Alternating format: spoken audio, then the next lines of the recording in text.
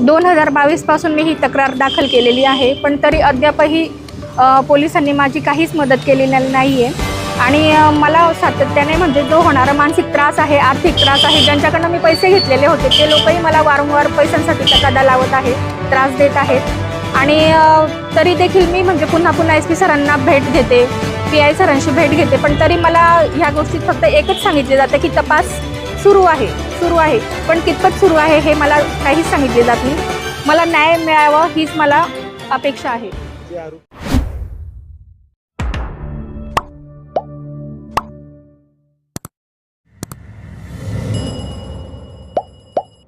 ललित हिम्मतराव पाटील व महिमा उर्फ मनोरमा ललित पाटील हे दोघे भोंदगिरीचा प्रकार करत आहेत आणि यांनी माझी 11 ते 12 लाखापर्यंतची ही फसवणूक साधारणपणे केलेली आहे। तुमची आणि कशी भेट झालेली आहे? आणि भेट माझी तिच्याशी अशी झालेली होती की ती कॉलेजला असताना माझी वर्गमैत्रीण होती आणि त्या माध्यमातून तिची आणि माझा संपर्क हा होता। आणि जळगावमध्येच ती स्थायिक असल्यामुळे तिचे आईवडीलही जळगावचेच आणि त्याचेही आईवडील जळगावचेच असल्यामुळे आमची परिचय आणि ओळख ही होती। काय नेमका प्रकार घडला?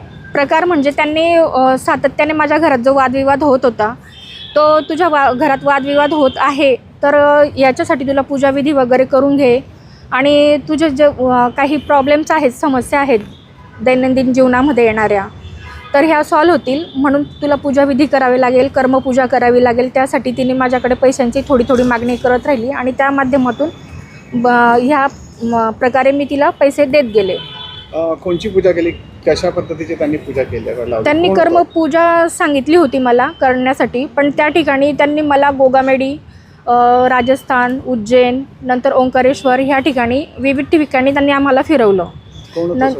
सोबत त्याचे जे काका होते ते होते, जे वकील आहेत अरविंद पाटील, इथे जळगावलाच असतात ते। नंतर त्याने उज्जैनला बमबमनाथ महाराज आहेत, त्यांच्याशी आम्हाला भेट घडवून दिली। म्हणजे ते स्मशानात राहून स्मशानी पूजा वगैरे करतात, अघोरी विद्या आहेत म्हणून त्यांचे दर्शन घेण्यासाठी त्याने आम्हाला भाग पाडलं की तिथे जाऊन त्यांचे दर्शन घ्यावे लागतील। आणि विविध ठिकाणी त्याने पूजा केल्या, म्हणजे जसं की गोगामेडी राजस्थान म्हणजे पाकिस्तान अगदी तिथून 100-150 किलोमीटरच्या बॉर्डरवर राहतं, त्या ठिकाणी त्याने काही पूजा वगैरे विधी मांडलेल्या होत्या। त्या कसल्या होत्या त्या आम्हाला कधीच काही कळलं नाही।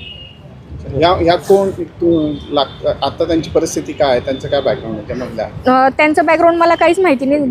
जवळपास म्हणजे 3.5 वर्ष झाले मी FIR दाखल करून, पण तरी त्याचा पुढे म्हणजे तपास काहीच नाही आहे। महिला पोलीस कर्मचारी असल्याची एक माहिती समोर आली का? हो, ती महिला पोलीस म्हणून मुंबईला कार्यरत होती, पण नंतर पुढे काय आहे ते मला काहीच माहिती नाही। मागणी म्हणजे हीच आहे की पोलिसांनी त्यात थोडं खोलवर तपास करून माझं जे आर्थिक नुकसान झालेलं आहे ते आर्थिक नुकसान भरून काढण्यासाठी मला मदत करायला हवी, एवढीच मला मागणी। मला भीती पण दाखवण्यात आली की तुम्ही असं नाही केलं तर तुमच्या कुटुंबाचा अडचणीत येईल किंवा त्यांना संपवलं जाईल, असे काही होतं? हो, त्याने आम्हाला म्हणजे जेव्हा मी त्याला सांगितलं की नको, आम्हाला काही पूजाविधी करायची नाही आहे, आम्ही तुम्हाला जे पैसे दिलेले आहेत ते पैसे आम्हाला पुन्हा रिटर्न द्या, तेव्हा त्याने आम्हाला भीती म्हणजे ही दाखवली की मी अघोरी आहे आणि तुमच्या येणाऱ्या 7 पिढ्यांचा नाश करून टाकेल आणि आधीही मी भरपूर लोकांना मारलेले आहे असं त्याने आम्हाला भीती घातली। पैसे आपण कशा स्वरूपात दिले? Online, cash? मी कॅश स्वरूपात जी दिलेली आहे ते मी यात नोंद केलेलीच नाही आहे सर। मी जी रोख स्वरूपात जी रक्कम दिलेली होती म्हणजे ऑनलाईन ट्रान्झॅक्शन जे मी केलेले आहेत तेच मी यात नमूद केलेले आहेत, जवळपास 11 ते 12 लाखापर्यंत। किती दिवस ही आपली फसवणूक सुरू राहिली? अशी जवळजवळ 9 ते 10 महिने ही माझी फसवणूक सुरू होती। फक्त एकाच ठिकाणी पूजा झाली की भारतात आणखी कुठे कुठे नेण्यात आलं होतं? नाही, ह्या विविध ठिकाणी मी जे सांगितलं गोगामेडी, राजस्थान, उज्जैन, नंतर ओंकारेश्वरलाही त्याने आम्हाला जवळजवळ 8 ते 10 दिवस तिथं स्थान वेगवेगळ्या ठिकाणी नेऊन हे केलं। बरोबर आहे, सदरचा गुन्हा 2022 दाखल आहे। यातील आरोपित पती पत्नी आहेत, त्यामधली जी महिला पत्नी आहे ती पोलीस कॉन्स्टेबल, तिचं नाव आहे महिमा उर्फ मनोरमा ललित पाटील, महिला कॉन्स्टेबल, भांडूप या ठिकाणी ती नोकरीला होती। ती आणि तिचा पती यांनी फिर्यादीला संपर्क करून तिला सांगितलं की तुला जे काही कौटुंबिक दुःख आहे, काही अडचणी आहेत ते आपण दूर करू शकतो, तर तिने सांगितलं की माझा पती याच्या अंगामध्ये पीर बाबा आहे, त्यासाठी आपल्याला विधी करावं लागेल, पूजा अर्चा करावं लागेल असं सांगून फिर्यादीकडून साधारण 11 लाख रुपये त्यांनी वेळोवेळी घेतलेले आहेत. हे 11 लाख कशासाठी घेतलेत सर? हेच विधी आणि पूजा अर्चा करण्यासाठी.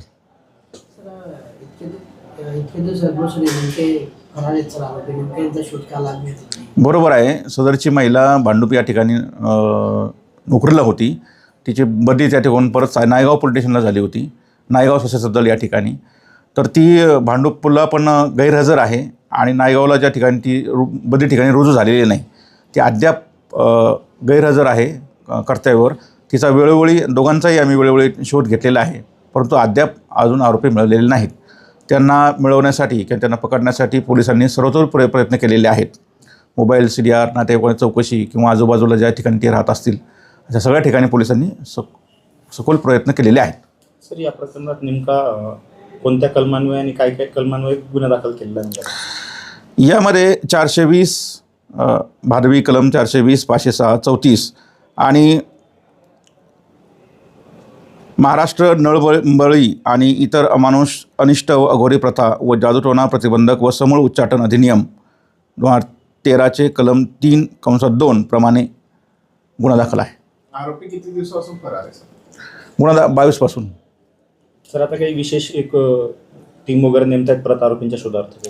हो, मी माझ्याकडे स्वतःकडे तपास आहे आणि वेळोवेळी आपण टीम रवाना केलेली आहे तपासासाठी. अजून कसोशीने प्रयत्न करत आहोत.